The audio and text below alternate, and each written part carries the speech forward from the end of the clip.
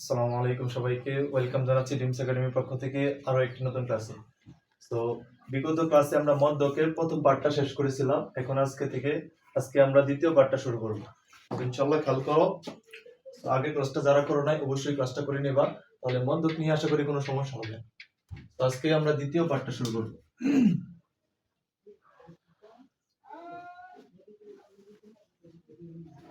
Part 2। ঠিক আছে, দেখো। তো বিগত ক্লাসে আমরা পড়ছিলাম যে মদ্যক থেকে কয়টা ভাগে প্রশ্ন আসে। মদ্যক থেকে আমরা মোটামুটি দুইটা ভাগে প্রশ্ন আসতে দেখি। তার মধ্যে একটা হচ্ছে উপাত্ত থেকে আর একটা হচ্ছে সারণী থেকে। তো প্রথম পার্টে আমরা উপাত্তর ক্লাসটা শেষ করেছি। তো আজকে আমরা সারণী থেকে পড়ব। দেখো, সারণী থেকে মদ্যক, সারণী থেকে মদ্যক খেয়াল করো, ভালো করে খেয়াল করো, ঠিক আছে। দেখো, সারণী থেকে তোমার দুইটা ভাগে প্রশ্ন আসে, সারণী থেকেও দুইটা ভাগে প্রশ্ন আসে। একটা হচ্ছে যে ওই দিন বলছিলাম শ্রেণী ব্যবধান দেওয়া থাকবে, আর একটাতে শ্রেণী ব্যবধান দেওয়া থাকবে না। ধরো এটা হচ্ছে শ্রেণীব্যক্তির ঘর, শ্রেণীব্যক্তি,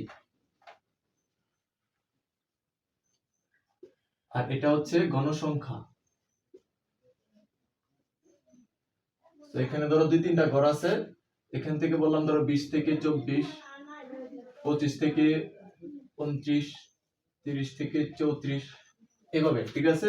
এখানে ধরো 4, 5, 9 এরকম কিছু সংখ্যা থাকতে পারে। তো এইখানে ভালো করে খেয়াল করো, 20 থেকে 24 একটা ব্যবধান আছে, কিন্তু 20 থেকে 24 একটা ব্যবধান আছে, কিন্তু তোমাকে আরেক রকমের সারণী দিব। দেখো, আরেকটা সিস্টেমে সারণী দিতে পারে। ধরো এখানে একটা ক্লাসের স্টুডেন্টদের উচ্চতা নিয়ে বলা হয়েছে, এখানে ধরো ওই স্টুডেন্ট গুলা বলা হচ্ছে যে গণসংখ্যা। ধরো এখানে ধরো 35, 40, 45, এখানে ধরো 4, 6, 8 এরকম দিছে, ঠিক আছে। খেয়াল করো, এইটাতে কিন্তু শ্রেণী ব্যবধান আছে। কিরকম? দেখো, 20 থেকে 24, 20, 21, 22, 23, 24 শ্রেণী ব্যবধান কিন্তু 5, কিন্তু এখানে কোনো ব্যবধান নাই, ঠিক আছে। এই দুই ভাবে মোটামুটি প্রশ্ন আসে, এটা থেকে মধ্যক বার করতে বলে, আবার এটা থেকে মধ্যক বার করতে বলে। সো আমরা দুইটা আস্তে আস্তে দেখবো, খেয়াল করো। তাহলে সারণী থেকে মধ্যকের দুইটা ভাগ, একটা হচ্ছে শ্রেণী ব্যবধান দেওয়া থাকলে, শ্রেণী ব্যবধান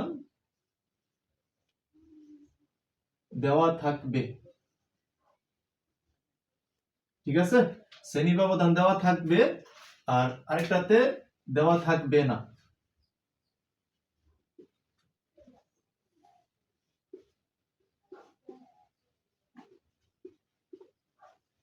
শ্রেণী ব্যবধান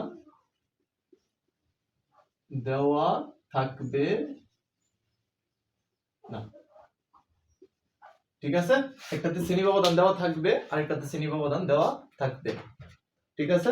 খেয়াল করো, আমরা প্রথমে শ্রেণী ব্যবধান দেওয়া থাকলে কেমনে করতে হয় এটা আগে দেখি। দেখো, যখন তোমাকে এরকম দিব তখন মধ্যকের সূত্রটা হচ্ছে, ভালো করে খেয়াল করো, L plus n/2 minus fc into h/fm, ঠিক আছে। বিগত ক্লাসে এটা নিয়ে আমরা আলোচনা করছি, এই পার্টের কোনটার পরিচয় কি এটা নিয়ে আলোচনা করছি, তারপর আজকে একটু বলে দিই, খেয়াল করো। L plus n/2 minus fc into h/fm। দেখো, fc টা এখানে যে f টা হচ্ছে বড় হাতের, আর fm এর ক্ষেত্রে f টা হচ্ছে ছোট হাতের, ঠিক আছে। খেয়াল করো, একটু পরিচয়গুলো লিখি। L টা হচ্ছে মধ্যক শ্রেণীর, মধ্যক শ্রেণীর নিম্ন সীমা, মধ্যক শ্রেণীর নিম্ন সীমা। আর এই যে n টা হচ্ছে মোট গণসংখ্যা,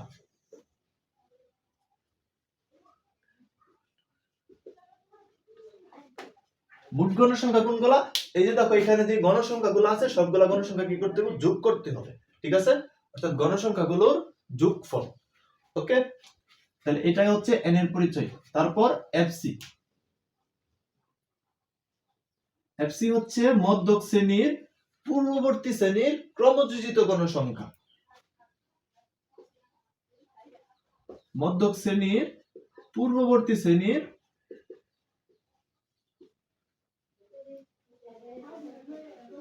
শ্রেণীর ক্রমযোজিত গণসংখ্যা, ক্রমযোজিত গণসংখ্যা, ঠিক আছে। মধ্যক শ্রেণীর পূর্ববর্তী শ্রেণী ক্রমযোজিত গণসংখ্যা। তারপর এইচ, এইচটা হচ্ছে কি বলো, শ্রেণী ব্যবধান। শ্রেণী ব্যবধান কিরকম, ওই যে বললাম 20 থেকে 24, এখানে শ্রেণী ব্যবধান কত 5, কিন্তু 20 সহ গুনতে হবে, 20, 21, 22, 23, 24 এইভাবে। কিন্তু ভালো করে খেয়াল করতে হবে, ভুলটা কিন্তু এই জায়গাতেই হইতে পারে, সেটা ভালো করে খেয়াল করতে হবে। তাহলে এইচ এর পরিচয় হচ্ছে শ্রেণী ব্যবধান।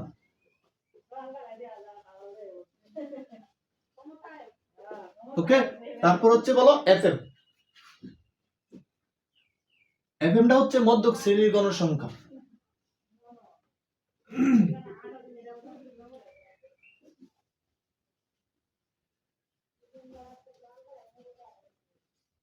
মধ্যক শ্রেণীর গণসংখ্যা, ঠিক আছে, মধ্যক শ্রেণীর গণসংখ্যা, বুঝতে পারছো? সো এখন তুমি খেয়াল করো যে এগুলো আসলে কি বলছি। দেখো, যখন তুমি এল এর পরিচয় দিতে যাইতেছো তখন বলা লাগতেছে মধ্যক শ্রেণীর নিম্নসীমা, এখানেও বলতে হইতেছে মধ্যক শ্রেণী। যখন তুমি এফসি পরিচয় দিতে যাইতেছো তখনও বলা লাগতেছে মধ্যক শ্রেণী, ঠিক আছে। আবার এফএম এর পরিচয় দিবার গেলে তোমার বলা লাগতেছে মধ্যক শ্রেণী। আসলে মধ্যক শ্রেণী জিনিসটা কি, এইটা বার করারও একটা ছোটখাটো একটা সূত্র আছে, খেয়াল করো। মধ্যক শ্রেণী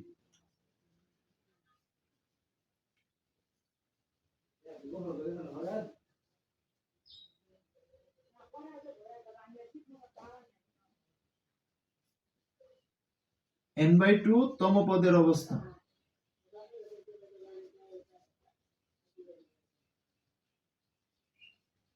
ওকে, n/2 তম পদের অবস্থান, এই কথাটা একটু মাথাতে রাখবা, ঠিক আছে।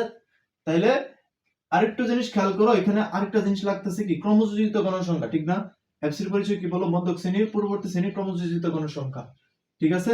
তাহলে এখানে তোমার আগে কি করতে হইব, একটা সারণী তৈরি করতে হবে। তো সারণী থেকে তারপর এই যে যেগুলো লিখলাম এগুলোর মান বার করতে হবে, বার করার পর এই যে এই সূত্রের মধ্যে বসায়া অঙ্ক করতে হবে, ঠিক আছে। তো এখন আসো আমরা একটু একটা সারণী তৈরি করি।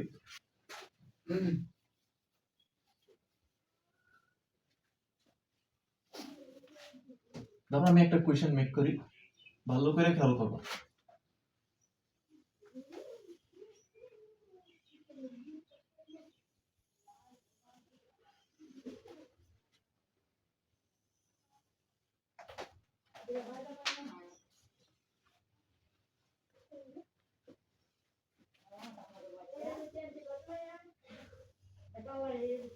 দেখো, একটা হচ্ছে আমাদের শ্রেণীব্যক্তির গড়,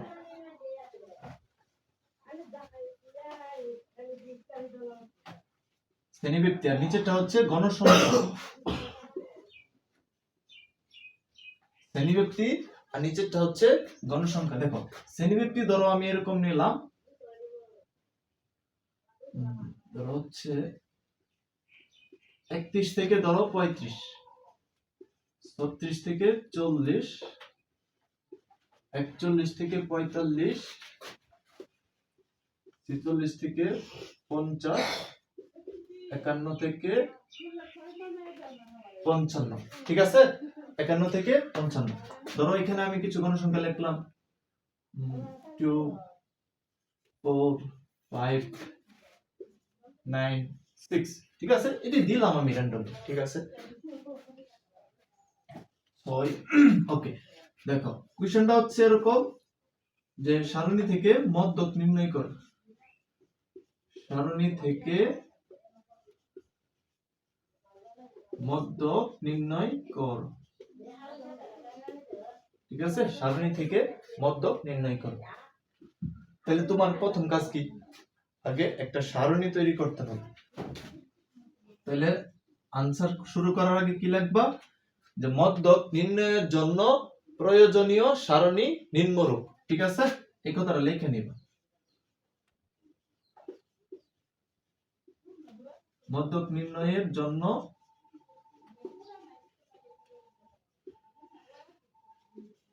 প্রয়োজনীয় সারণী নিম্নরূপ। ঠিক আছে, মধ্যক নির্ণয়ের জন্য প্রয়োজনীয় সারণী নির্ণয় করো। ওকে, খেয়াল করো। তাহলে এইদিকে দেখো, আচ্ছা এখানে বক্স কয়টা হবে অর্থাৎ কলাম কয়টা হবে এটা তো তোমার বুঝতে হবে আগে। দেখো, একটা কলাম হচ্ছে শ্রেণীব্যক্তির জন্য, আরেকটা হচ্ছে গণসংখ্যার জন্য, আর আরেকটা কার জন্য? ক্রমযোজিত গণসংখ্যার জন্য। কেন? এই যে দেখো, যখন তুমি এফসি বার করবা তখন তোমার কি লাগবে? ক্রমযোজিত গণসংখ্যা কিন্তু লাগবে। ঠিক আছে, ক্রমযোজিত গণসংখ্যা কিন্তু লাগবে। তো এই কারণে আমার এখানে 3টা কলাম হবে। ঠিক আছে, আর সারি কয়টা হবে এখানে তো দেওয়া আছে 1 2 3 4 5 6টা। ঠিক আছে, 6টা। সো আর নিচে n এর মান যোগ করার জন্য আরেকটা নিতে পারো, এই হচ্ছে টোটাল 7টা।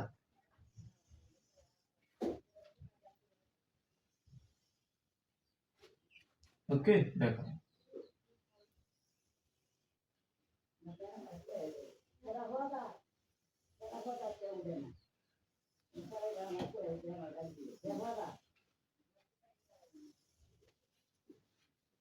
ওকে, নিচে n এর মানগুলো যোগ করে দিলেই হবে। দেখো, প্রথম ঘরের নাম হচ্ছে শ্রেণী ব্যক্তি,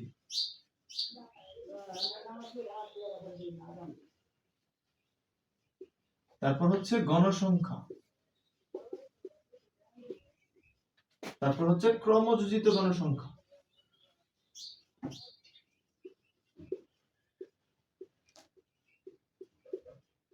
দেখো, ক্রমযোজিত গণসংখ্যা বার করা একদমই ইজি। ঠিক আছে, দেখো এই যে এখান থেকে দেখে দেখে বসাইবা 31 থেকে 35 এর এখানে 31 থেকে 35, তারপর 36 থেকে 40, 41 থেকে 45, তারপর 46 থেকে 50, 51 থেকে 55। ঠিক আছে, তারপর গণসংখ্যা গুলো এই যে দেখো 2 4 5 9 6। ঠিক আছে, তারপর দেখো ক্রমযোজিত গণসংখ্যা কেমনে বার করবা ভালো করে খেয়াল করো। এই যে প্রথমে যে গণসংখ্যা আছে না, এটা এখানে বসাইবা, তারপরে যেভাবে আড়াআড়ি ভাবে খালি যোগ করতে থাকবে। এই যে 2 এর সাথে 4 যোগ করবা, কত হইব? 6। এখন এই 6 এর সাথে নিচেরটা 6 আর 5 হচ্ছে কত? 11। 11 সাথে যে নিচেরটা 11 আর 9 কত? 20। 20 আর 6 কত? 26। শেষ, ক্রমযোজিত গণসংখ্যা বার করা শেষ। এখন তোমার নিচে খালি গণসংখ্যাগুলো যোগ করতে হবে, গণসংখ্যাগুলো যোগ করতে হইব। গণসংখ্যা কি? দেখো এই যে এগুলা খালি যোগ করে দিবা। 2 আর 4 কত? 6। 6 আর 5 11। 11 আর 9 20। 20 আর 6 হচ্ছে 26। অর্থাৎ একটু খেয়াল করবা, ক্রমযোজিত গণসংখ্যা লাস্টে যেটা আসবো মোট গণসংখ্যার মানও এটাই আসবে। ঠিক আছে, ওকে। তাহলে n এর মান পাইলাম। আমার প্রথম কাজ হচ্ছে এই যে মধ্যক শ্রেণী নির্ণয় করতে হবে, মধ্যক শ্রেণী। ঠিক আছে, ভালো করে খেয়াল করতে হবে। দেখো আমরা এখানে মধ্যক শ্রেণীটা করি।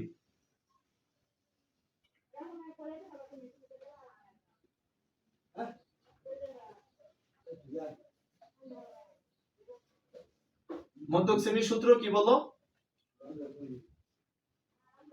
n/2 তম পদের অবস্থা। ঠিক আছে, n/2 তম পদের অবস্থা। আচ্ছা,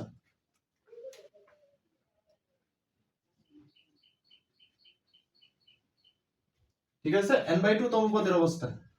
তাহলে এগুলোর মান তো আমার জানাই। n এর মান কত বলো? 26। ঠিক আছে, n এর মান কিন্তু 26। 26/2 তম পদের অবস্থান। দেখো, উপাত্ত থেকে যদি তম পদ বার করতে হয় তাহলে একটা একটা সংখ্যা গুনতে হয়, যে এটা প্রথম পদ, এটা দ্বিতীয় পদ, তৃতীয় পদ, এভাবে। ঠিক না? কিন্তু এইখানেও তো তোমার তম পদ দেখতে হবে। এখন তুমি তম পদ কই থেকে দেখবা? এখন তুমি তম পদ দেখবা হচ্ছে ক্রমযোজিত গণসংখ্যার দিকে, কিন্তু আমরা বার করতেছি কি? মধ্যক শ্রেণী। অ্যাকচুয়ালি কি একটা শ্রেণী, শ্রেণীর মানটা কই থেকে নিতে হবে? শ্রেণী ব্যক্তি থেকে নিতে হইব। ঠিক আছে, তাহলে এই যে দেখো 26/2 কত? 13 না? 13 তম পদের অবস্থা। এখন তুমি বলো 13 কই আছে? ভালো করে বুঝো, 13টা কোন দিকে দেখতে হইব? ক্রমযোজিত গণসংখ্যার দিকে। ঠিক আছে, কিন্তু উত্তরটা নিতে হইব কই থেকে? শ্রেণী ব্যক্তি থেকে। ঠিক আছে, দেখো 13 তম পদ, 13 কোনখানে আছে? 6 এর ভিতরে কি 13 আছে? নাই। 11 এর ভিতরে আছে? 11 এর ভিতরে কিন্তু 13 নাই, কিন্তু 20 এর ভিতরে কিন্তু 13 আছে। তাইলে এই বরাবর যে শ্রেণীটা আছে, এই যে দাও 20 বরাবর যে শ্রেণী 46 থেকে 50, এটাই হচ্ছে আমার মধ্যক শ্রেণী। বুঝছো? দেখো আরেকবার বলতেছি, আমার কত মান কত আসছে? 13 আসছে না? 13তম পদ। এখন তম পদটা দেখতে হবে ক্রমযোজিত গণসংখ্যা থেকে, ঠিক আছে? কিন্তু উত্তরটা নিতে হবে শ্রেণীব্যাপ্তি থেকে, ঠিক আছে? তাহলে 13 কোথায় আছে বলো? 20 এর ভিতরে 13 আছে না? 11 এর ভিতরে কি 13 আছে? 11 এর ভিতরে কিন্তু 13 নাই। 20 এর ভিতরে 13 আছে।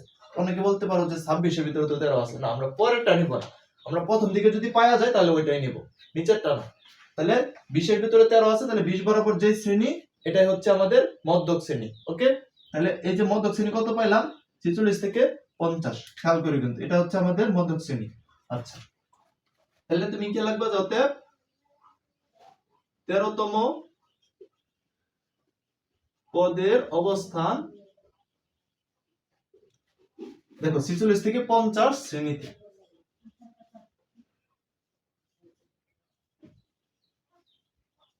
46 থেকে 50 শ্রেণীতে। ওকে, 13তম পদের অবস্থান 46 থেকে 50 শ্রেণীতে। ওকে, আমরা মধ্যক শ্রেণী পেয়ে গেছি। এখন আমাদের মানগুলো একদম ইজি হয়ে যাবে। দেখো খেয়াল করো, আমার কি কি লাগবে প্রথমে। আচ্ছা, আমরা আগে সূত্রটা লিখি। দেখো, আচ্ছা এই সাইডে করি তাহলেই হবে। আচ্ছা ধরো এখানেই করি, সমস্যা নাই। তুমি কি লিখবা? যে আমরা জানি, ঠিক আছে?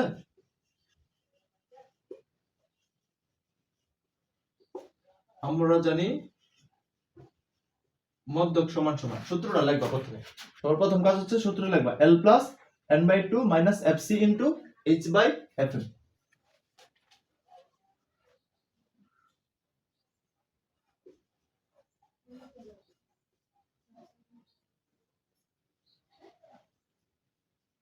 Into h/fm। ওকে, L plus n/2 minus fc into h/fm।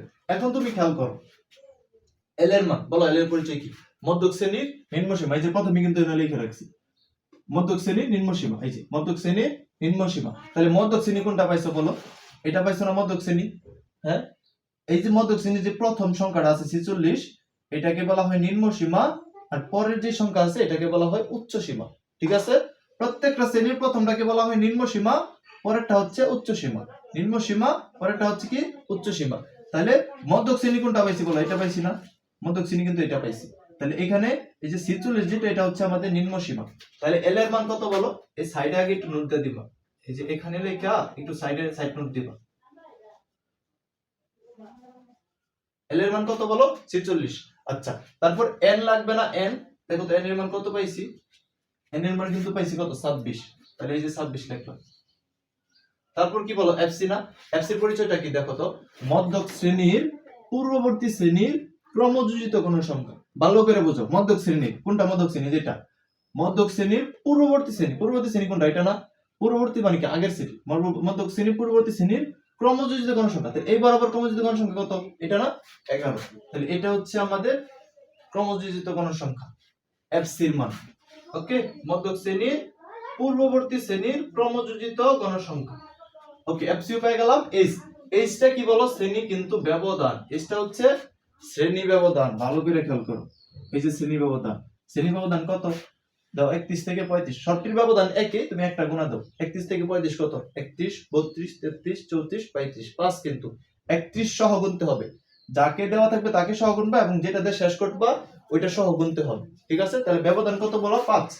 তাহলে এস এর মান হচ্ছে 5। তারপর এফএম। এফএমটা কি বলো? মধ্যক শ্রেণীর গণসংখ্যা। এই যে দেখো, মধ্যক শ্রেণীর গণসংখ্যা। মধ্যক শ্রেণী কোনটা? এটা না? মধ্যক শ্রেণীর গণসংখ্যা কত তাহলে বলো? শুধু গণসংখ্যা, ক্রমযোজিত গণসংখ্যা নাই কিন্তু, শুধু গণসংখ্যা কত? 9। তাহলে মধ্যক শ্রেণীর গণসংখ্যা হচ্ছে 9। ওকে, তাহলে এখানে তুমি জাস্ট খালি মানগুলো বসায় দাও, তাইলেই হয়ে যাবে। দেখো এল এর মান কত? 46। তারপর হচ্ছে প্লাস, এই যে প্লাস। তারপর এই যে এন এর মান 26। এই যে উপরে এন না? 26। নিচে কত বলো? 2। পরে মাইনাস এফসি। এফসি কত? 11 ইনটু এইচ। এইচ কত বলো? 5। আর এফএম হচ্ছে কত? 9। দেখো এখানে তুমি 2-3 লাইন দেখায় দাও, সবচেয়ে ভালো হবে। একটু এগুলা বাইঙ্গা দেখায় দাও। 26 ও 2 ভাগ দিলে কত হইব? 13। 13 আর 13 তে 11 বাদ দিলে কত হইব? 2। আচ্ছা, আমরা একটু লিখি। এই যে ধরো 13 মাইনাস 11 ইনটু 5/9। ওকে, দেখো এখানে এই যে 46 প্লাস হচ্ছে কত 13 তে 2 11 গেলে কত হবে 2, তাহলে 2 ইনটু h বাই 5/9। এখন দেখো এই 2টা কিন্তু উপরে, এই যে 2টা আছে এই 2টা হচ্ছে উপরে, উপরে গেলে কত হবে বলো 5 দুগুণে 10, আর নিচে হচ্ছে 9। ঠিক আছে, এখন হলো তুমি 10 এর 9 ভাগ করো, ভাগ করে 46 যোগ করে দাও, তাইলে হয়ে যাবে। আচ্ছা আমরা ক্যালকুলেটরটা নেই, দাও। দেখো 10 এর তুমি 9 ভাগ করবা,